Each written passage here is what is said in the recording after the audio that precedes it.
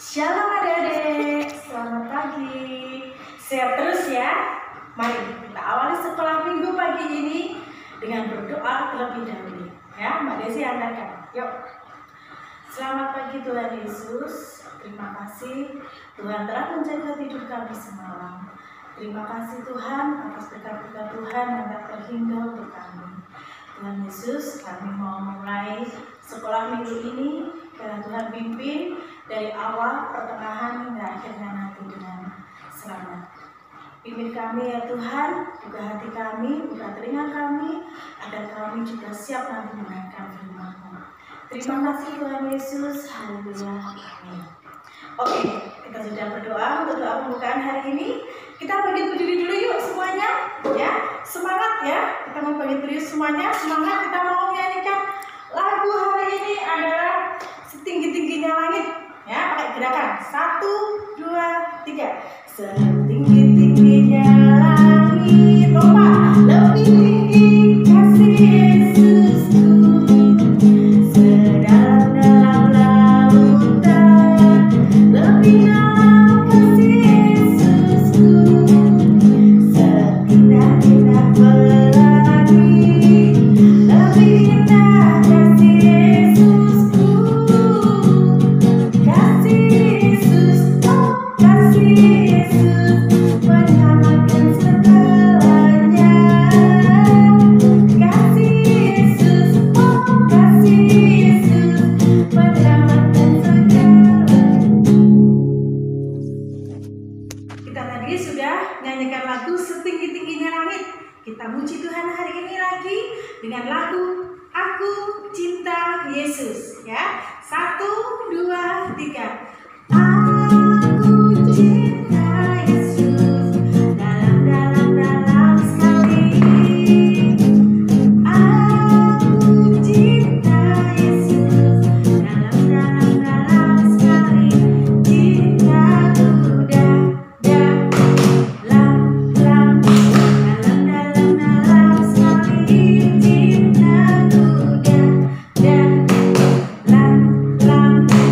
Cintaku dalam sekali.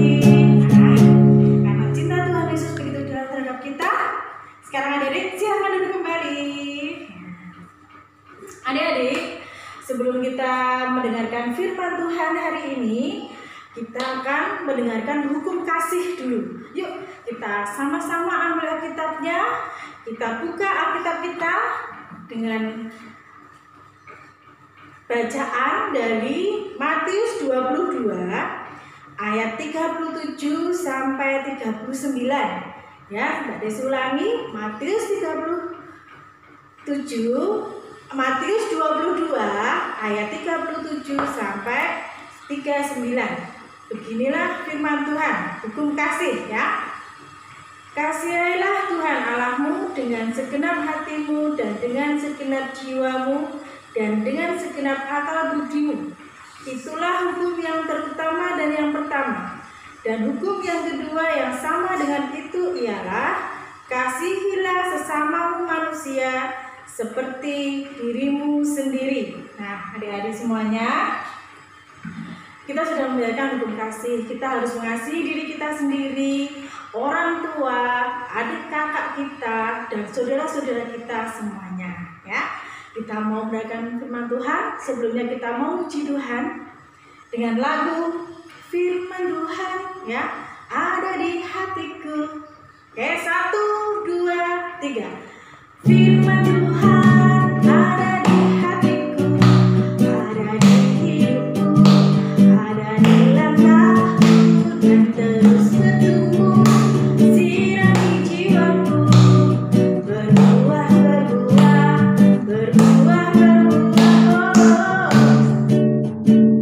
Shalom, hai anakku sekolah minggu semuanya. Pagi hari ini bersama dengan Bunda Agnes, kita akan mendengarkan firman Tuhan bersama-sama. Ingat anak-anakku semua, masa-masa seperti ini di mana corona sedang ada di tempat kita ya, sedang pandemi. Ingat pesan ibu, apa itu 3M? Apa?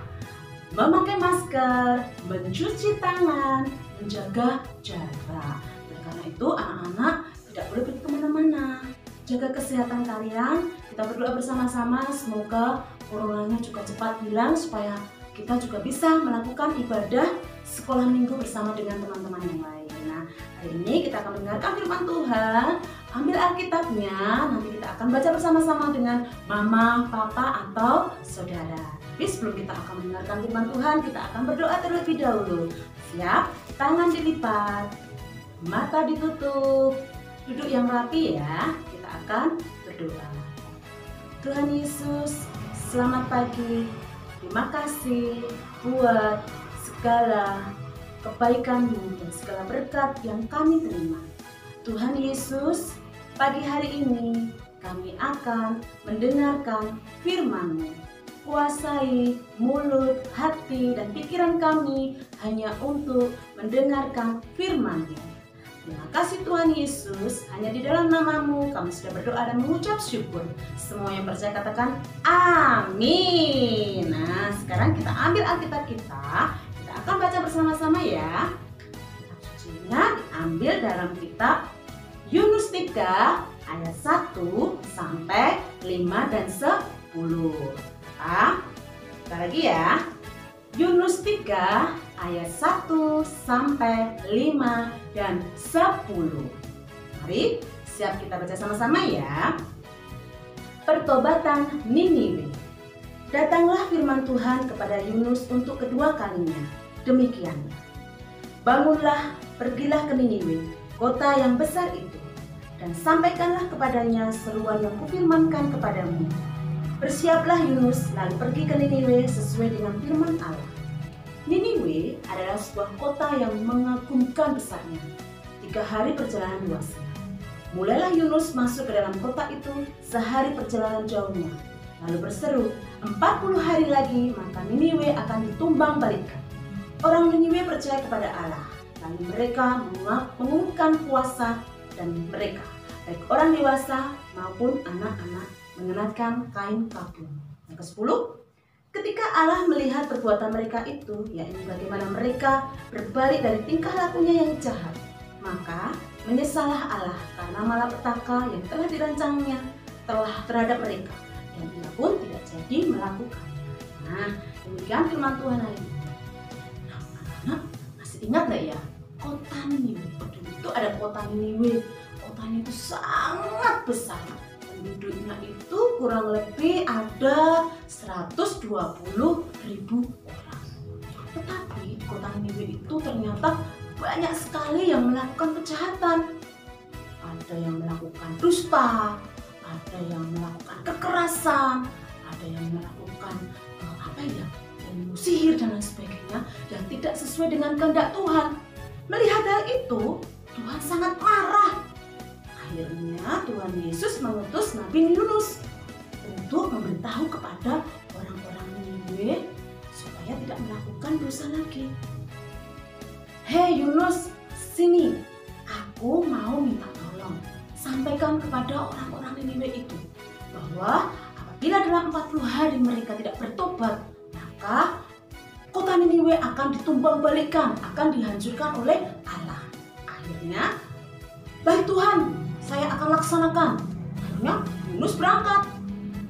Tapi di tengah jalan ternyata Yunus sudah berbohong kepada Tuhan. Ternyata dia malah pergi ke kota Tarsis. Kota Tarsis ya. Tuhan sangat marah sekali karena Yunus sudah berbohong kepada Tuhan dan tidak melakukan tugas yang diberikan. Suatu ketika dia naik kapal dan menumpang kapal itu, kapal yang sangat besar. Tapi karena kemarahan Tuhan, tahu nggak, kapal itu kena badai yang sangat besar. Ombaknya sangat besar, goyang-goyang. Tapi penumpang yang di sana marah. Ini nggak biasanya loh seperti ini. Oh, gara-gara orang ini, gara-gara Yunus, akhirnya kapal kita terombang-ambing seperti ini. Karena mereka marah, Yunus dibuang di laut. Wah, apa yang terjadi ya ketika dibuang di laut? Aduh, ada binatang yang sangat besar. Tuhan mengirimkan ikan besar namanya ikan paus. Wow, mulutnya terbuka sehingga Nabi Yunus masuk ke dalam mulut itu dan masuk ke dalam perut ikan paus tersebut selama 3 hari. Bayangkan 3 hari tidak ada makan, tidak ada minum.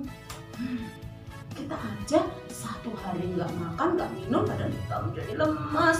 Tapi Yunus 3 hari. Bayangkan teman-teman, bayangkan anak-anak, 3 hari di dalam perut ikan paus. Tapi dia percaya kepada Tuhan.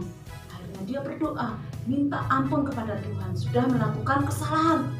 Tapi karena Yunus mau bertobat dan mengakui kesalahannya, Tuhan mengampuni dan menyelamatkan Yunus. Apa yang dilakukan Tuhan Yesus? Ternyata Tuhan Yesus menyuruh ikan paus untuk memuntahkan Yunus. Akhirnya Yunus jatuh dan dimuntahkan di dalam laut. Dia berarti mengakui, luar biasa, Tuhan senantiasa mengampuni kita. Setiap kita mengakui dosa-dosa kita, ternyata Tuhan mengampuni kita dan menyelamatkannya. Akhirnya untuk kedua kalinya Yunus menjalankan tugas dari Allah untuk memberitahu kepada orang-orang Niniwe. Akhirnya dia pergi ke kota Niniwe dan dikumpulkan orang-orang Niniwe di sana. Dan dia memberitahukan kepada mereka bahwa dalam 40 hari lagi kalau kalian tidak bertobat dan tetap melakukan kejahatan, maka Allah akan marah dan menumbang balikan dan menghancurkan kota Niniwe. Mereka ketakutan. Mereka sebenarnya orang baik. Mereka akhirnya bertobat kepada Tuhan. Mereka berpuasa dan menggunakan kain kabung dan sebagai wujud pertobatan dan minta ampun kepada Tuhan Yesus. Nah, melihat pertobatan mereka, apa yang dilakukan Tuhan Yesus? Betapa senangnya hati Tuhan melihat orang-orang Niniwe berubah menjadi anak-anak Tuhan yang baik. Karena mereka sungguh-sungguh mau berubah dari orang jahat menjadi orang yang baik, maka kota Niniwe tidak jadi dihancurkan oleh Tuhan.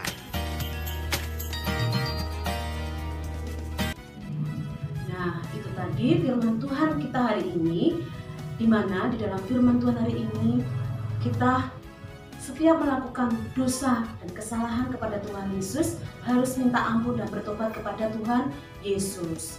Karena itulah Tuhan akan merasakan sukacita dan memberikan penyelamatan kepada kita semua. Nah, ayat hafalan kita diambil dari kitab Matius 5 ayat 9.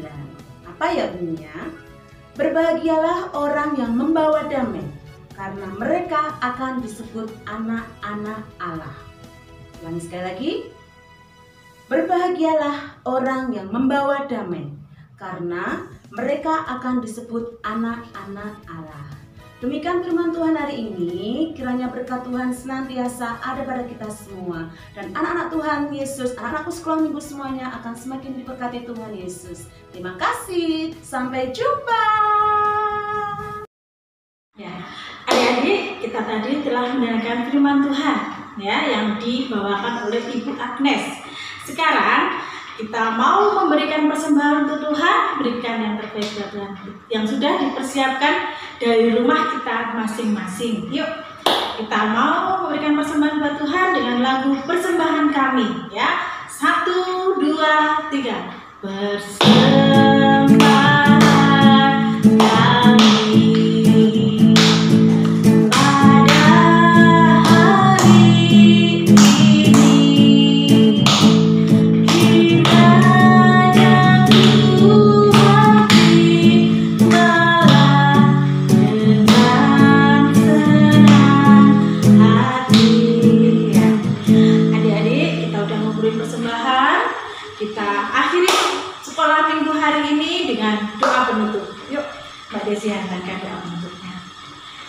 Terima kasih Tuhan Yesus, Engkau memberkati setelah minggu ini dari awal pertengahan hingga akhirnya.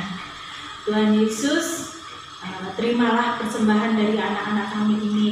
Kiranya Tuhan mau menyucikannya, kiranya menjadi berkat. Kiranya persembahan ini untuk kemuliaan-Mu ya Tuhan.